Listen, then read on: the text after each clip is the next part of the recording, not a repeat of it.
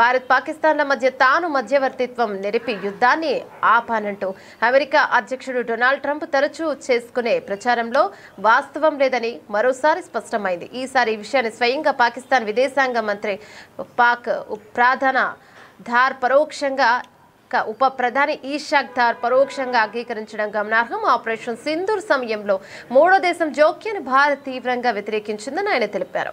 ఇక వివరాల్లోకి వెళ్తే ఇటీవల జరిగిన ఆపరేషన్ సింధూర్ సమయంలో చోటు చేసుకున్న పరిణామాలపై ఇషాక్ దార్ కీలక వ్యాఖ్యలు చేశారు. ఈ వివాదంలో మూడో దేశం ప్రమేయాన్ని భారత్ మొదటి నుంచి నిరాకరించిందని ఆయన అంగీకరించారు.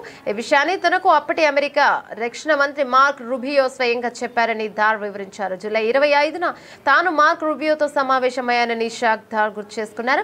ఆపరేషన్ సింధూర్ సమయంలో యుద్ధ నివారణకు భారత్లో ఎలాంటి చర్చలు జరపానని తాను రూబియోను అడిగానని తెలిపారు. దీనికి బదులుగా ఈ వివాదంలో ఏ మూడో దేశం జోక్యానైనా భారత్ కోరుకోలేదని, దీనిని పూర్తిగా ద్వైపాక్షిక అంశంగానే పరిగణించిందని రూబియో స్పష్టం చేశారని దార్ పేర్కొన్నారు.